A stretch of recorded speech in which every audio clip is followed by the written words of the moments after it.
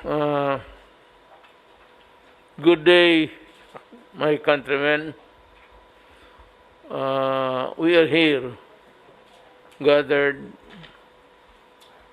to render a report weekly to inform the Filipino people of what's in the air, so that you would know and you would be educated and to know the truth, not from sources that are polluted and or contaminated, but purely from your government officials who are paid to do their work and to do their work truthfully. Kaya kami nandito at marami namang haka-haka palagi baski anong gawin ko ang the cabinet. Gawain mo na, masama ka pa rin. Kung hindi mo gawin, mas lalo kang masama. Either way, it's not a matter of losing the battle of wits against the opposition. And the left were out really to, and the NDF are out to destroy the very government under which they are enjoying the blessings of democracy. They invent stories about being harassed, killed, oppressed. Wala naman kaming nakikita at wala namang dumadating sa akin. And this extrajudicial killing, they've been harping for many years. Truthfully, nagdududa rin ako. And there was a time when I conducted a discreet hearing kung bakit. Ang dumating sa akin is that sometimes there is a rivalry of the turf. Yung teritoryo niya, kung sino ang humahawak. Pangalawa, yung who absconded, yung tinakbo yung pera.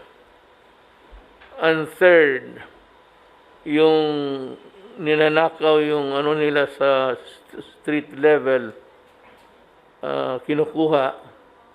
Yan ang hindi natin alam. Sabi nila pulis, but kung ako ang pulis at ako na ay magnanakaw, maalas na rin ako sa pwesto, ituduhin ko na. Bakit kukunin yung mga street level peddler o tinatawag nilang basurero? Yan ang tawag ng yung nagpapabili, the vendor. They are called in the Tocatis parlance as basurero. So dito ho kayo marinig sa akin. Sabi ko, wala naman akong obligasyon na magsasabi ng sinungaling. Kung maniwala kayo, mabuti. Kung hindi, that is not my problem. That is what is happening in the nation. So, ganun ho ang nangyayari sa atin. And we are here to report, especially about the money. Tandaan ninyo, disabuse your mind about corruption in government. I must admit, and it would be stupid of me to invent lies, na talaga nangyari yung sa PhilHealth. And that is why the NBI, after an investigation, submitted their findings to the Ombudsman and recommended prosecution in court. Nandoon yun. Pero I said, to disabuse your mind, there are two prominent issues in the forefront today. coming to its head, really, yung sa PhilHealth, which is really the culprit. At yun ang pinanag-usapan. At yun ang pinagdebatehan ngayon. Iniimbestiga, inihusga. Ito namang pera ng Bayanihan Act, I assure you that it has been wisely, it has been according to rules. At sinigurado ko yan at the start. Wala hong ano dyan, walang sindikato. Wala hong sabihin mo na may nakawan. And we will be careful with the next round of bayanihan. Is it 3? 3. And there's still money to be given to the people, to the poor, especially. Yun lang ho. Before I will give my part. I would say it should come from the ultimate portion of our program. At this time, we would like to hear the report of, well, of course, it is Secretary Duque. Secretary Duque is a hard-working government worker, and they say that, well, there has been a lot of things I have heard, I've read, and even some advice na dapat daw si Duque, sir, ilaglag ko na because hindi maganda sa aking administration. You know, may mga tao na pwedeng ganon. You go for the safe side. And there are a lot of people who do it. Yang gusto na lang nila na mawalaan na ng problema, basta na lang, sige, paalisin mo na lang, sabihin mo. Ako po hindi ganon. Ako'y abogado, and I know what is probable cause and prima facie. These are the two phrases that are important before you can file a case in court.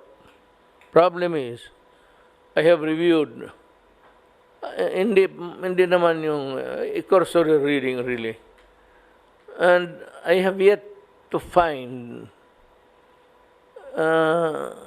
yung sabi nila na ididemanda si Duque dahil may kasalanan.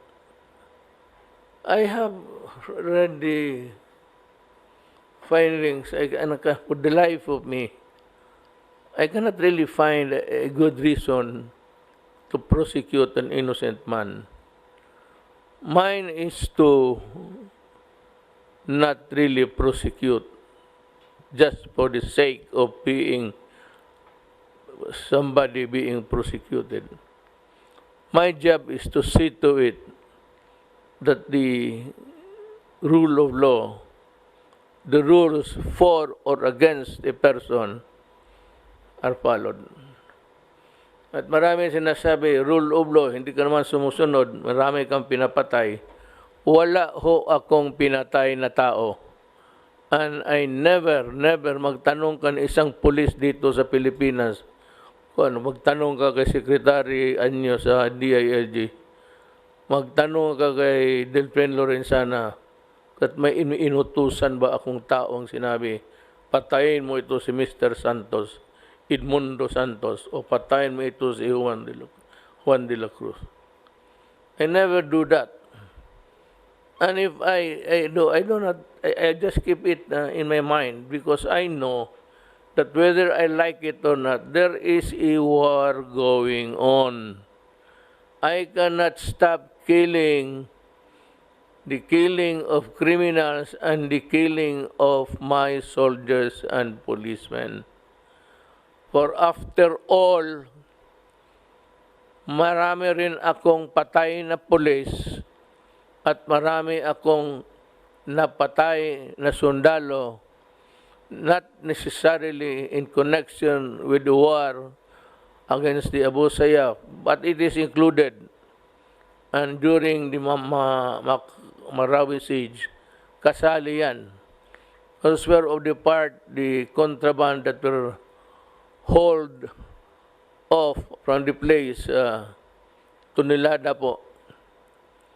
And once again, I am reminding whoever is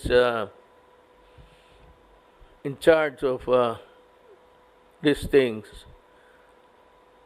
I will make a visit to the facilities saan ninyo tinatago ang droga. Ganito na lang. Kung isang bodega yan, ako fiscal. So ganito na lang. Ang ginagawa ko noon, sabi ko, Your Honor, may I request for a ocular inspection. Why, Your Honor? Because of the huge amount of shabu that we cannot guard every day. Ni masing isang kutsarang mawala dyan, ang gobyerno ang may kasalanan. So, and I also ask that the forensic guys, yung mga laboratory sa police, isama at magkuha ng sampling from everywhere. Ang judge, ang gusto niya, siya. Magpili ka ng saan mo gustong kanto, judge. And you give the judge a dozen, judge, 12 picks, whatever you want. At kung nandyan i-examine sa harap ng judge, madali lang naman yan. And if it turns blue, as what I have seen, I don't know what's the color now, shabu yan. Sasabihin ng under oath, you place the policeman who conducted the examination right there and then. Do you swear to tell the truth and nothing but the truth? And say, yes. Tanungin siya ng judge, is it shabu? Yes. Paano ko masiguro? Tanong ang police. Judge, kainin mo ng 5 kutsara. Pag nahilo ka, shabu yan. Ganun yan. So, I want all the shabu, residual or otherwise, however minimal, destroyed, the whole of it by next week. You have so many days to do it, 1 week. Do it in 1 week. Destroy and get specimen. Total, pag mag-ocular inspection, may prosecutor yan. There's the PDEA, there's the police, andyan lahat. At you can also invite the NBI, and the forensic guy of the NBI will also conduct the examination. At ganoon rin sabihin, totoo yan? Tanong ang judge. Totoo, sir. Paano ko masiguro? Sir, kumakain ka ng 10 kutsara, hindi ka natitindig dito. Ganon? Sige. Ganon na lang. We go by science. There's the experiment.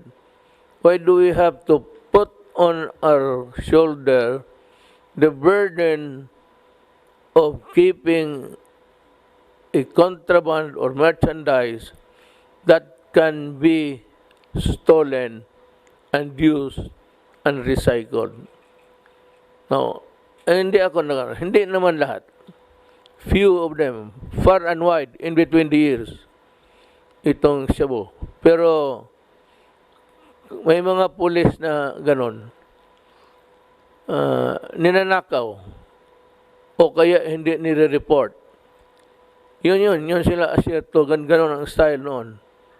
Magnakaw, 20 kilos, i-report ang 1 kilo, yung 19, i-recycle, ipagbuli uli. And that is what was really fucking the system. So we can more or less improve things, better protect the Filipino people by doing a concerted action immediately after.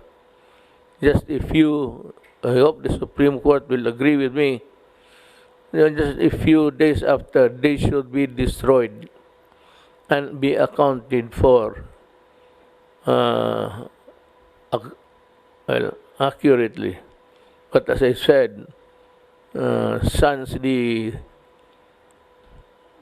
practice of stealing and recycling. But that is another thing. Yan ho ang gusto kong masabi. Bago ko makalimutan, you know,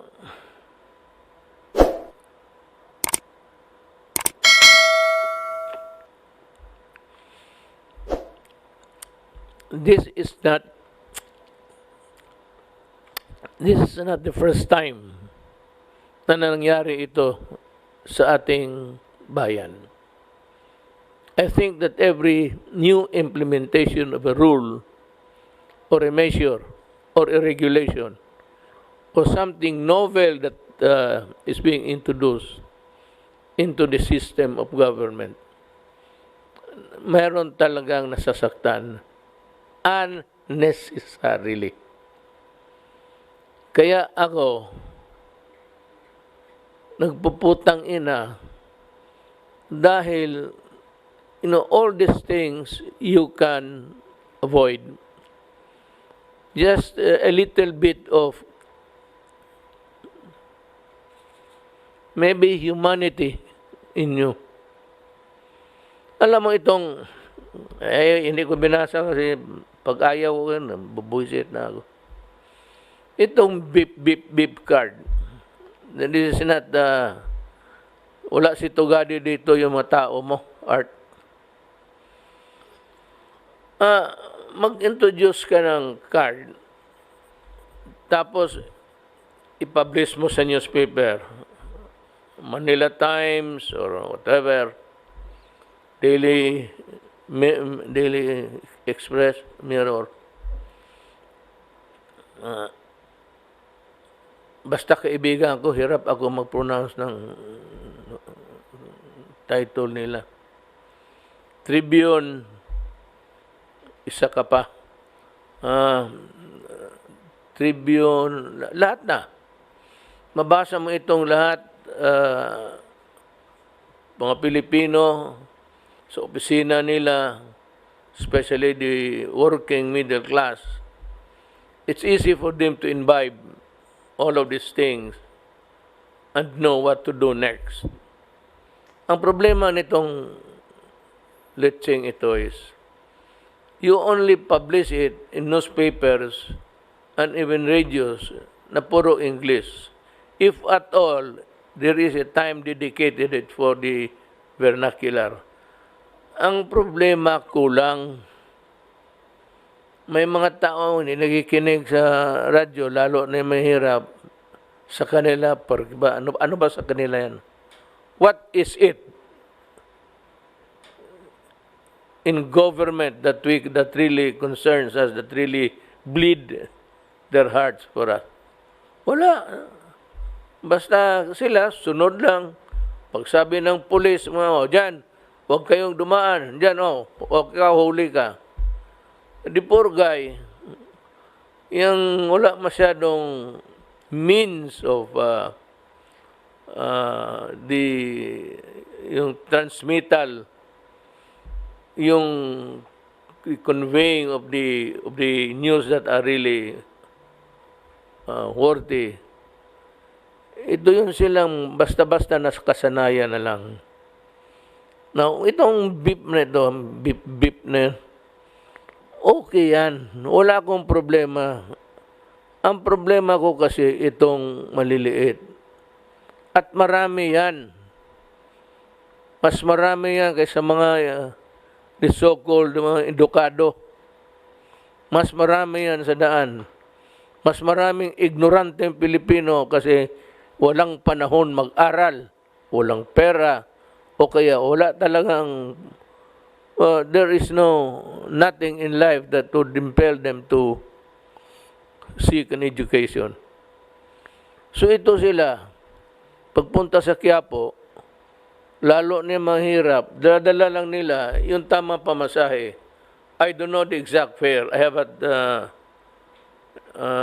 have never tried riding a public conveyance nowadays. Matagal na. Magpunta yan doon, hindi alam yung beep card na bilihin mo, tapos diladala nila ng pera, tamang-tama lang. Pagdating dyan, sabihin ninyo na sinabi na yan, binalita na. So, tatanungin ko kayo, sino ang recipient ng balita ninyo? Now tell me, do you have a classification of the persons that you have transmitted to the news strategy or setup? Ang problema niyan, ang masakit sa akin, yung walang kulang yung pera.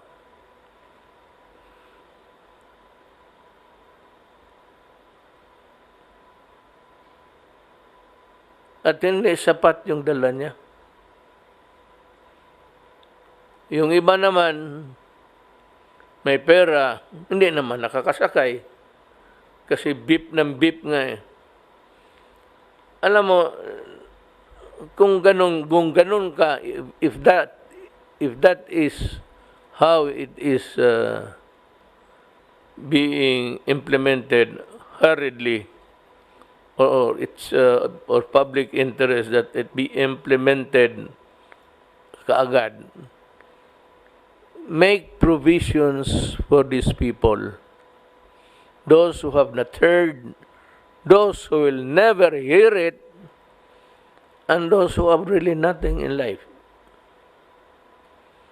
Magpreparar kayo ng ano. Ngayon sabihin ninyo, alam mo, baski yung mga loko-loko, alam mo, sa totoo lang, ganito yan eh.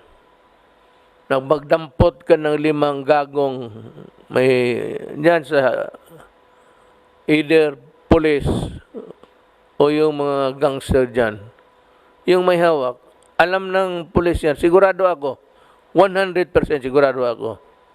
Dati akong police eh.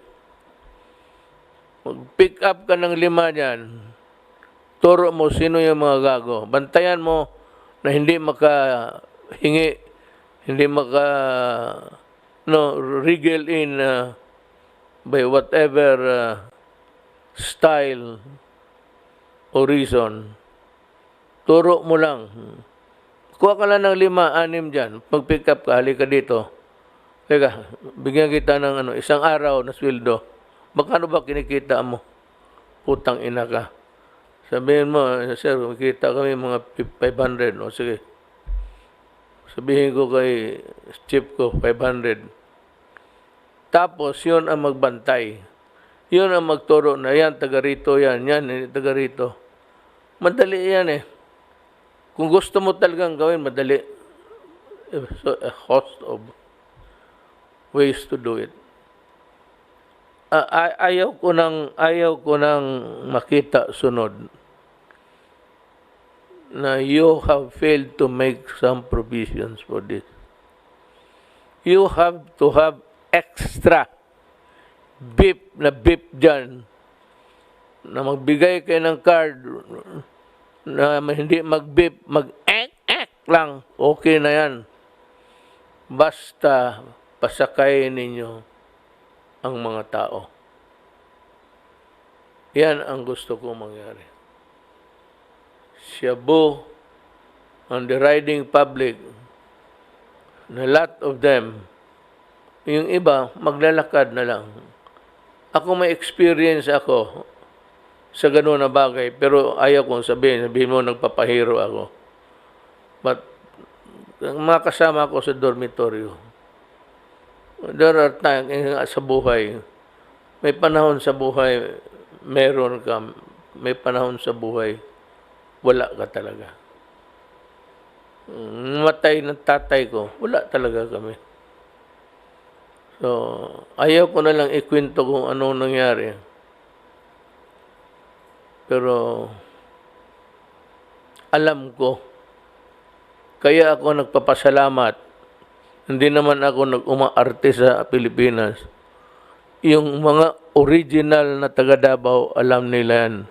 Yung mga taga Davao ngayon, nakikita nila, nagsumasakay na kami ng kotse. Yung taga Davao, mga 1948-50, nasabay namin, Sunny Dominguez, we practically had to hack the forest to survive. Eventually, kami ni Sunny Dominguez nagkapareho ng subdivision.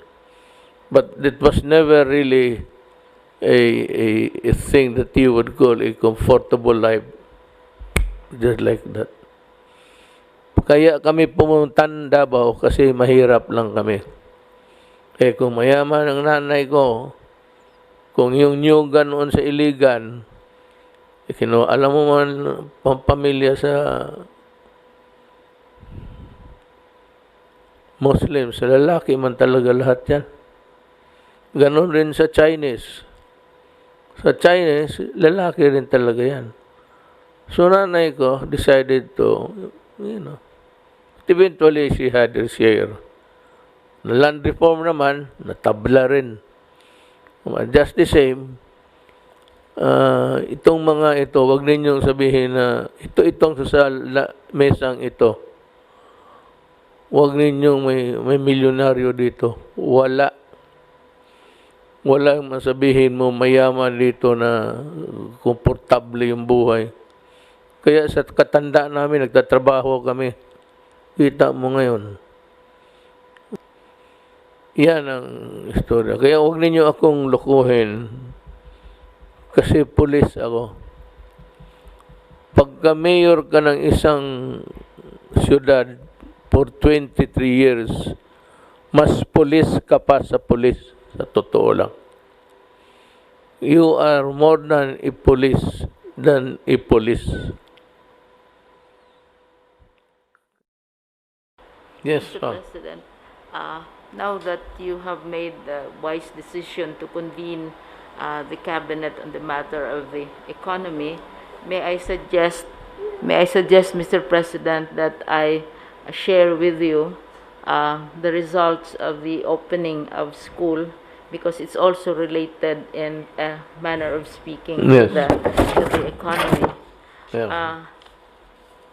I made an opening statement where I said that COVID-19, which has destroyed our lives and destroying our economy and society, we will not allow COVID-19 to destroy our children's education.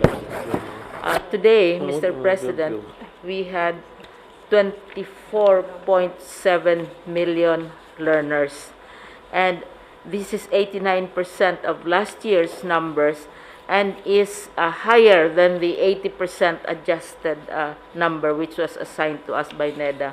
So we surpassed the target of 80% of last year's enrollment. Ang public schools, Mr. President, halos 100% ang enrollment sa public school. Pero ang sa next slide please, sandali, sige pa. Next slide, next slide, ayun. Makita natin na ang total enrollment ay 24.7. Every day, Mr. President, the number is going up. Sa public, 22.5 million, which is already practically 100% of last year's enrollment in spite of the pandemic.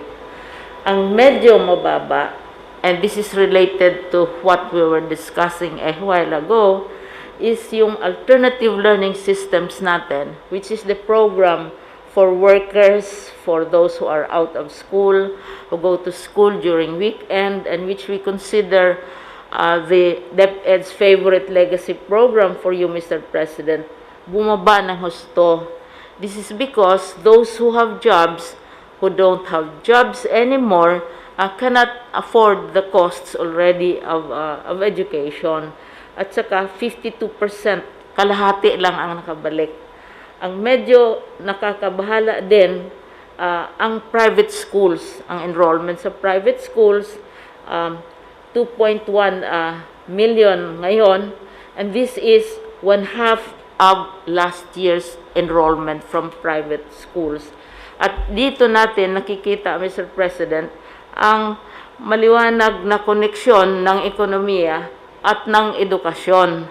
Dahil yung maraming walang trabaho, hindi na sila maka-afford ng pag-aaral sa private schools.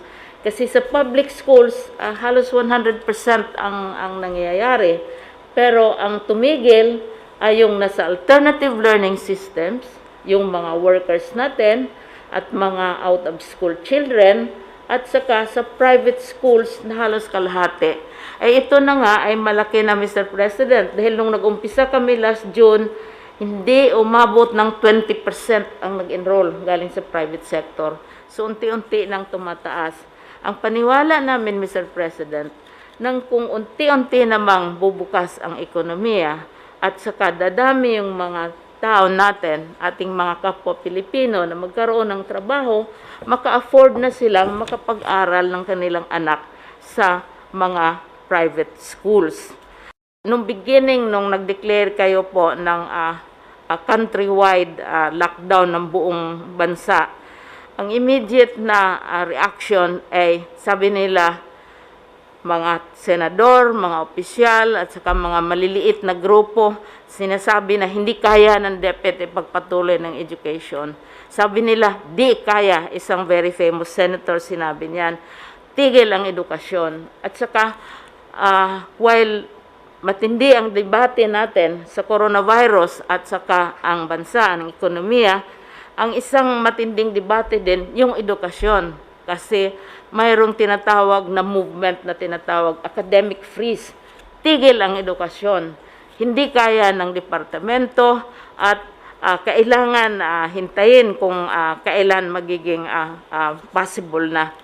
Kaya ang sinasabi namin, yung pagdeklarar ninyo ng September 5, yun ang opening na magklase tayo, ay isang victory yan para sa education.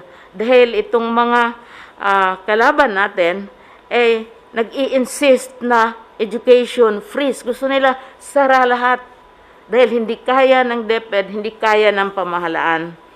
Ang nangyari, Mr. President, at ito ay nakaka-touch talaga dahil no less than the President, nagsabi siya he's willing to scrape the bottom of the barrel. You have the Department of Finance, the Department of Budget and Management, IATF, civil society organizations, lahat sila sa Senado, si si Senator Christopher Lawrence Go. Ang dalawang committee sa Senate, they all came out and said na kailangan talaga ipagpatuloy ang edukasyon. So, hindi lamang DepEd ang nagsasabing ipatuloy ang edukasyon, ang Presidente nagsabi, ang Legislature nagsabi, ang civil society nagsabi, and even our foreign partners, and Secretary Dominguez knows this, nagsabi silang hindi pwedeng itigil ang edukasyon. Kasi yung mga pag-aaral natin, nagpapakita na paglalampas ka ng 2 buwan ng isang bata ay wala sa paaralan, malilimutan na niya lahat ang naturo sa kanya. Kanina, Mr. President, tuwang-tuwa akong mag-report na sa opening day lamang, all over the country, lahat naming officials, Mr. President, kumalat sa buong bansa. Tiningnan nila, minanman nila kung anong nangyayari dahil simultaneous opening. 1.5 million viewers sa Facebook pa lang. At saka 371,000 engagements, napakaraming approval rating nationwide. At saka kung 24.7 million mga bata ang nag-enroll, Mr. President, ibig sabihin halos 50 million ka-parents, mga grandparents, lolas, ates, kuya, lahat, ang gobyerno, nagkaisa. Hindi lamang ang Department of Education, talagang they came to the support of education. I'm happy to report ho na our collections, we have 3 sources of funds in the Philippines. The first source, of course, is the taxes. Okay? from January 1 to September 31, BIR and Bureau of Customs was able to collect 1.821 trillion pesos. That is higher than our estimate of 1.682 trillion. So we are 8.26% over our estimate. So Wow. our collections are good. The BIR and the BOC are doing a good job. Of course, the total collections compared to last year are lower kasi mas less ang business activity ngayon. Expected. Yeah, so we are 12% below last year. The second source of funds we have is loans. Most of our loans are taken from the domestic market. And I'm happy to say that since the BSP has provided a lot of liquidity to the banks and to the local market, we have been able to borrow from the local market. About 70% of our borrowings come from the local market, from pesos, and about 30% from abroad. So our loans from abroad are still coming in. We have signed up almost $9 billion worth of loans. The interest of these loans are very low and the term is very long. So we have to thank our multilateral agencies and countries like Japan who have been providing good financing for us. The third source of funds we have are dividends from our state-owned companies. Last year, the whole of 2019, we collected about 65 billion pesos from our state-owned companies as dividends. This year, we have collected already 130 billion from this company. So we are in good financial position, and we can finance the deficit that we have. So we have not cut the budget. We also don't cut the budget because if you cut the budget, you will make the situation even worse. So people will lose their jobs and we cannot do our projects. So because we have prepared well the train law, the rice tariffication law, and all the laws that you sponsored have helped us in managing this crisis. So we are in a good financial position. We are not under stress. We have a good economy. What is happening is that this very strict quarantine is holding it back. We have to really open the economy more. Pangulo lang po kasi ito po isa sa mga pinag-uutos ninyo, yung tungkol po sa rollout ng mga telcos. The world and the country have gone digital. So, kailangan po talaga natin itong pag-layout ng mga towers because sa klase natin, puro online classes na. Doon po sa base na pinag-utos ninyo, mabilis na po yung pag-approve ng ating mga LGUs sa mga applications for permit and clearances. Last week po nung nag-usap tayo, 574 po yung na-approve. Tumaas po ito, naging 1,171 this week. So, ibig sabihin po, doble po. Ang natira na lang po ay 428 applications. Puro bago na po ito.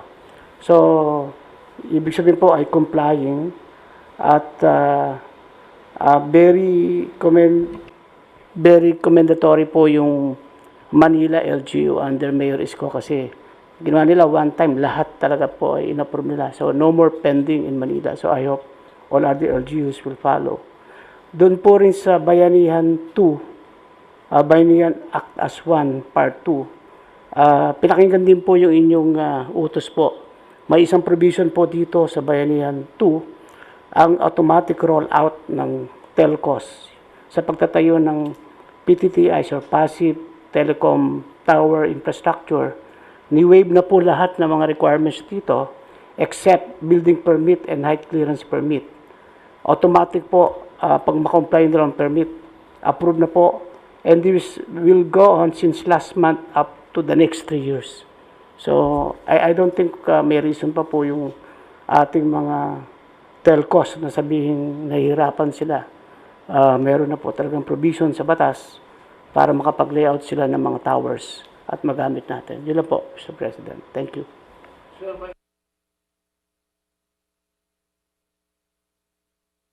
Yung may isang ano na lahat nandoon na. But I said I think it was approved by the barangay, but it hit a snag again in the mill, in the grid of ano sa about 4 briefers ago. Ipahanap ko na sa ano sa staff ko. Nabasa ko lang.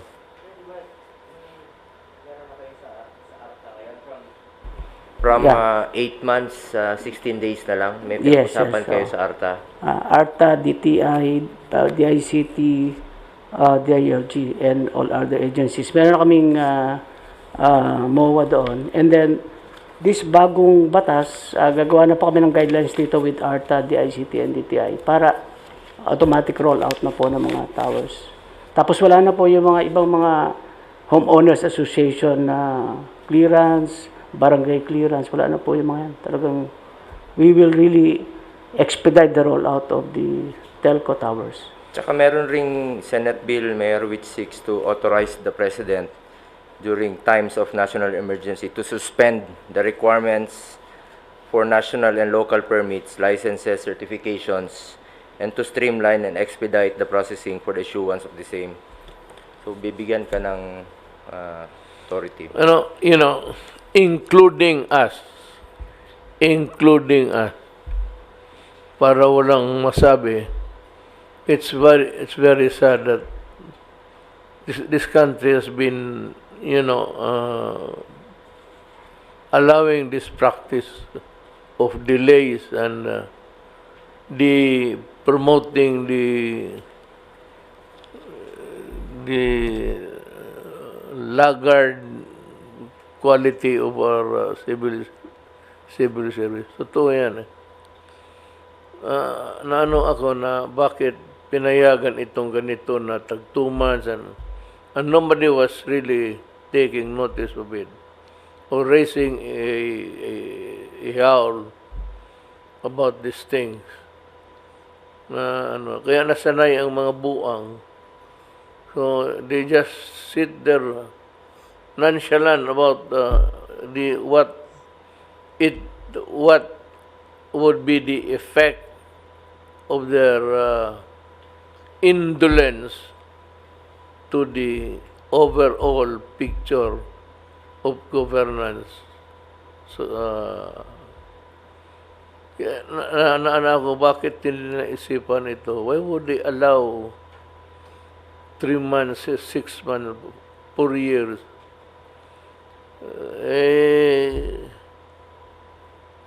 Kaya may ibang sa cabinet, I had to ask them to leave because despite of my pleadings, almost begging everybody to do it faster. Nangyayari pa na yun. And why would they allow, for example, like 1 month? I mean, it can be done in 1 week, 3 days. Hindi ako but Inday, my daughter, has also followed it with more vigor and vitality. She has shortened it to 1 day. Ako noon sa Davao, 3 days talaga. If it is more than 3 days, explain to me in writing why it took you more than 3 days. Or else I will file. Diretso na ako sa ombudsman. I will ask you for negligence or talagang tamad, not doing your duty. And to say that all of these things are available to everybody. Para wala na rin including us, kasaro rin tayo. At least we were able to realize the folly. At least I have 2 years to make things faster. I did not see any success of the project because of the expedited. I only want to see things moving. That is enough for me.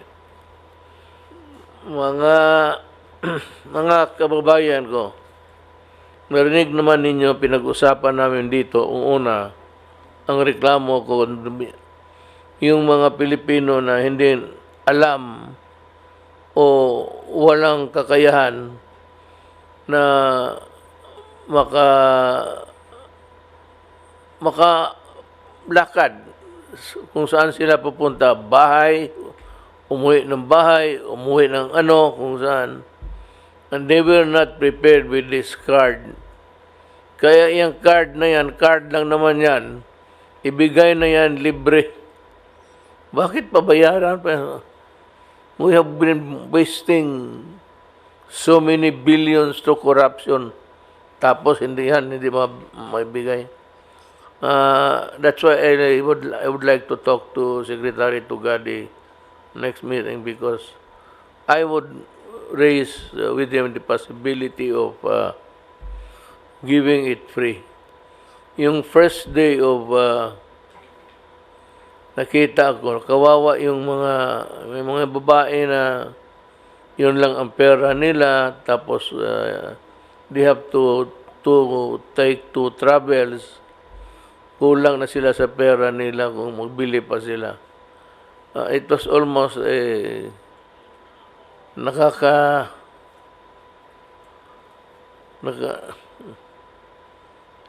breaks your heart really for those na yung day-to-day trabaho ninyo. But kami dito sa itaas, nakikita namin and how it affects the human person. Trabaho namin yan eh. So, if there is no relief in sight, or if it cannot be done immediately, I suggest that we find the money and give it to the public free para walang gulo. At lahat mayroon. Kasi hindi lahat Pilipino may pera. May pera ngayon, mahirap. Money is really hard to come by. Butit lang makasakay sila. At least mayroon silang card. Give the card free.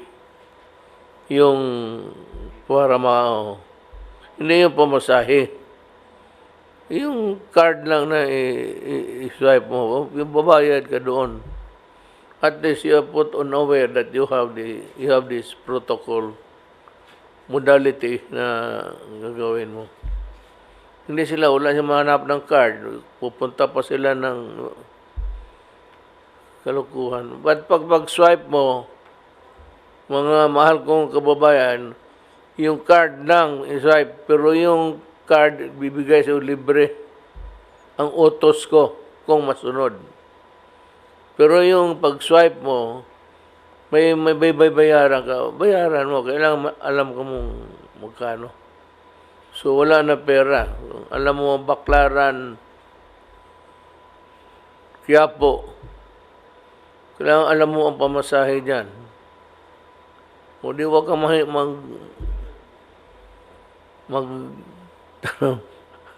naalala ko, ma'am, nung una kong sa Manila, mga 1 month siguro, pinasyal ako ng mga Bisaya. Alam mo, hindi ko alam. Kala ko yung mama, Bisaya kay mama. So, ang tawag ko doon sa Karyedo kami, rubber shoes. Sinabi ko doon sa babae, mama. Ano? Mama, sabi ko, hindi ako mama. Gusto ko tawagin aliw, mama. Sabi ko, ano pala itong putang inang mama dito? Kala ko, mama na. Mama na you chew the beetle nut. Totoo yan. Totoo nangyari yan. Na, talagang Bisayang ignorante hanggang ngayon. Well, anyway, I'd like to thank you, mga kababayan ko, for bearing with us, listening, trying to get the gist of what we're talking about. So Monday we'll have a cabinet meeting, and there will be some far and wide decisions to make. I'm not sure that it will succeed, but at least it will be discussed for you. Maraming salamat po.